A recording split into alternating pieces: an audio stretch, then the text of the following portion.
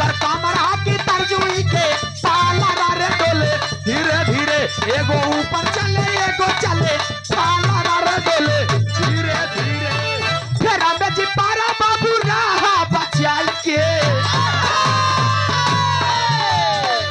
फिर हमें जिपारा बाबू रहा बचाई के 900 गुंडा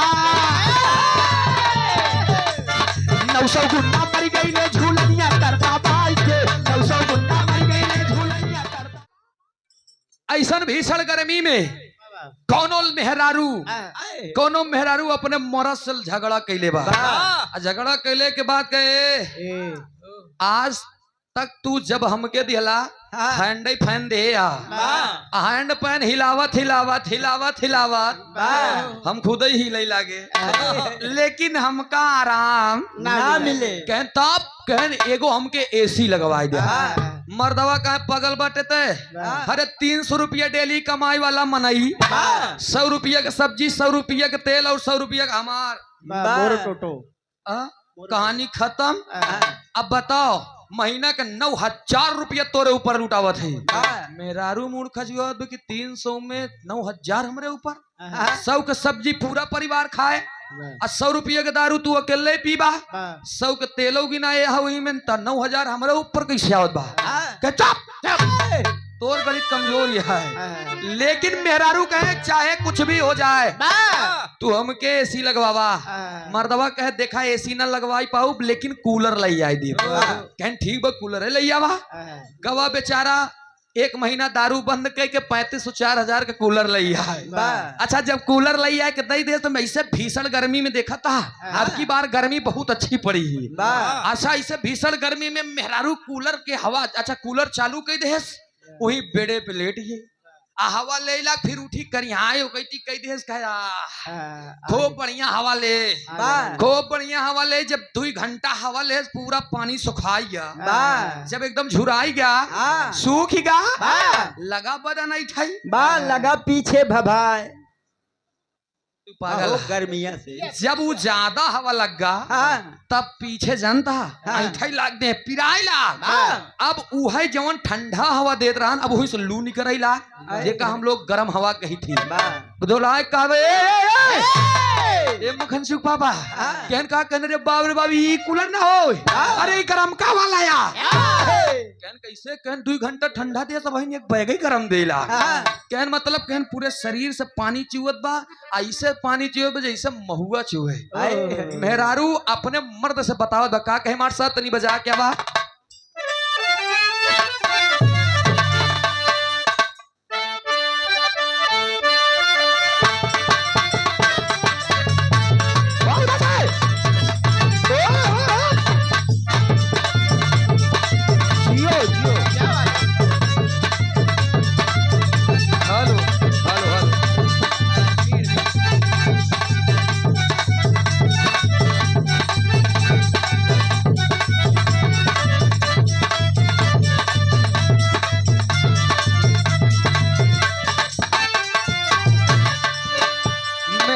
अपने मरद से कहे सैया सुना का कहत बा यह कहे आरे उठाता रे पीर पिया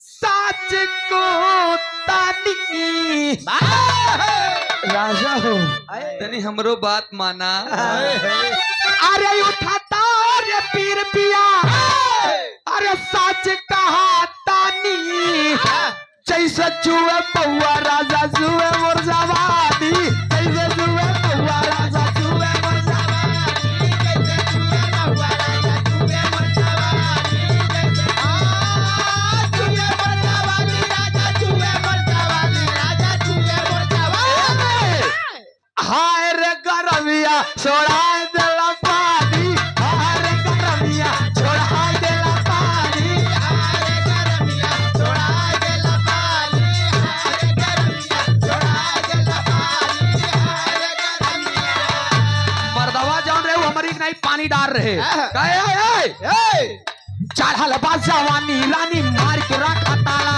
चढ़ल बा जवानी रानी मार के रखा ताला चढ़ल बा जवानी रानी मार के रखा ताला। और ये मिनट। हमारे बड़े भैया, हमारे हृदय के गार्जियन, आदरणीय आप सम्मानित श्री बनारस की धरती से, जिनके दिल में इस बच्चे का एक छोटा सा स्थान है दोस्त, सम्मानित से आप बबलू प्रजापति जी, जैसे हमारे प्रति एक को बात ना कटी हो, न इनके नाम बा बबलू प्रजापति।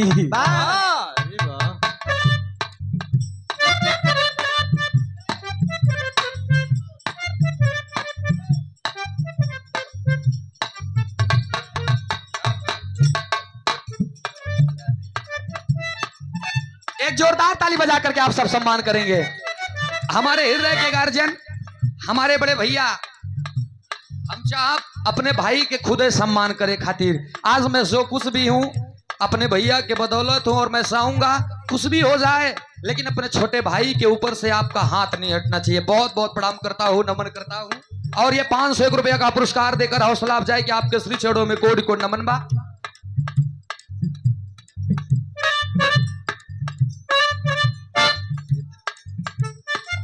कहे और ये बड़ा ही शानदार पुरस्कार हमारे हृदय के गार्जियन, हमारे बड़े बाबूजी आप श्री डॉक्टर वेशन यादव जी, डॉक्टर की उपाधि इस धरती पर दूसरे भगवान के रूप में दिया गया है दोस्त। इंसान के आंखों से पानी दो प्रकार की निकलती है, चोटें भी दो प्रकार की लगती हैं।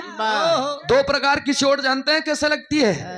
आज हम बता दे, छोट छोट बात में तो नहीं, बड़ी बड़ी बात समझे की कोशिश करिए। इंसान चलता रहता है, पूरे शरीर में कहूं भी अगर चोट आ जाई,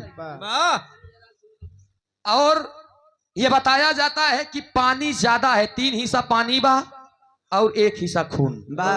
लेकिन जब इंसान को चोट लगती है किसी भी चीज से, या रास्ते में चल रहे हैं अगर ठह लग गया, नाखूने उछर गया, तो ओमे से पानी निकली, पानी निकलेगा लेकिन उसका रंग कैसा होगा? लाल होगा। वो चोट के रंग लाल हुई, पानी निकली लेकिन खून होकर नाम बा। और जब दिल पे चोट लगती है तो भी पानी निकलता है, लेकिन आंख से निकलता है, लेकिन उसका रंग लाल नहीं होता है। बहुत मैं प्रणाम करता हूं दोस्त। यही से छोटी छोटी बात में बहुत बड़ी बात, कौनों के ऐसे दुनिया, ये दुनिया है, हर इंसान एक दूसरे के पीछे स्वार्थ से लगा है, लेकिन मैं चाहूंगा कि भला किसी का कर न सको तो बुरा किसी का मत करना, और पुष्प नहीं बन सकते हो तो कांटे बनकर मत रहना। आवा तनी भाव में आवा मार साहब।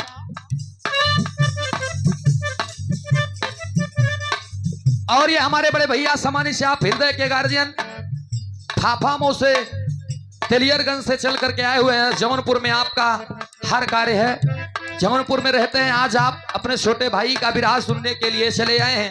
501 रुपया का पुरस्कार देकर हौसला अफजाई किए हैं। बड़े भाई के श्री चरणों में कोटि को नमन करता हूँ, प्रणाम करता हूँ।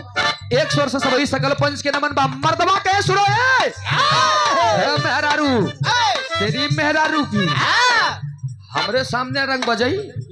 1 महीना तोरे चक्कर में हम दारू छोड़ दिया, अब तो कहा था ये ठंडा दे वाला हवा गरम देत बा। लहसुन का कहे चढ़ल बा जवानी रानी मार के रखा ताला,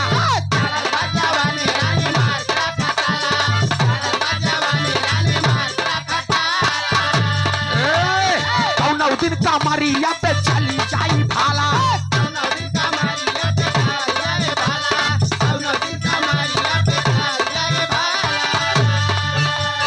चढ़ल बा जवानी रानी मार के रखा ताला, कौन दिन का मारिया पे चली जाई भाला।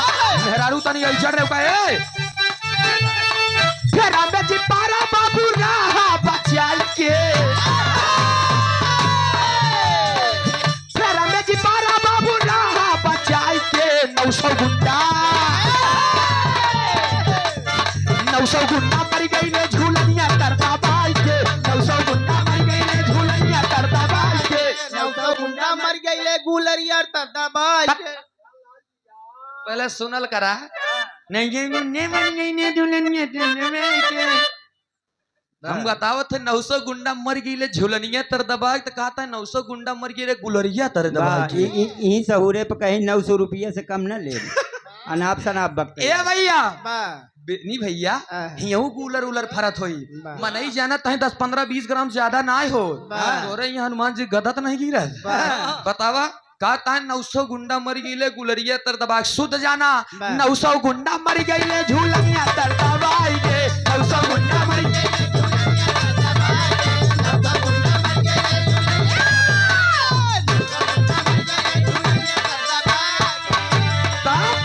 मेहरारू से मर्दवा मिलावा बेटी रूठी आ जाई अगर ये गुस्सा आ जाई हमार काम खराब।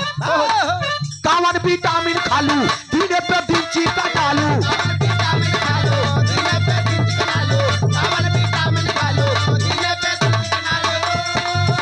केहू हमसे गावत रहे ऊ कहे हम गावा एक लोग से हम गौले रही कावन विटामिन खालू अब ही कुंवार जनालू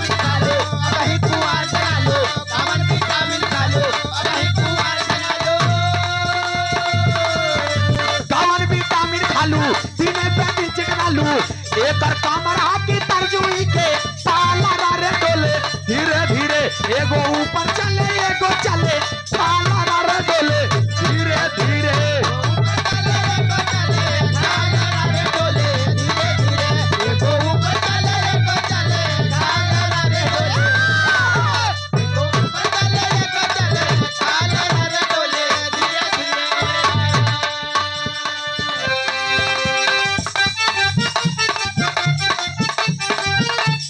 अरे वाह वाह वाह लड़का रहे तनी जानदार कहबे हमार जाए अरे हमारा बुलटवा पे कहीं जो पाई थी के अरे हमारा बुलटवा पे कहीं जो पाई थी के छोटा फेंकीना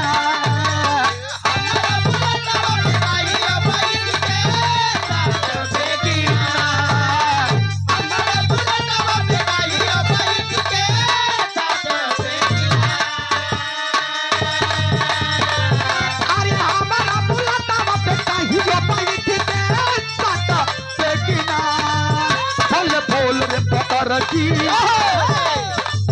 फल फूल रे भुवर की हमारा से पता है फेंकीना फल फूल रे भुवर की हमारा से पता है फेंकीना फल फूल रे भुवर की हमारा से पता है फेंकीना ऐसे वाला डलाली पाउडर ऐसे वाला डलाली पाउडर किन का दे हम तो हंसते लबर तुम बना लो परवास लबर तुम बना लो परवास लबर तुम बना लो परवास लबर तुम बना लो परवास तेरा बात डलाली पाउडर तेरा बात डलाली पाउडर किन का दे हम तो लबर तुम बना लो परवास लबर तुम बना लो परवास यो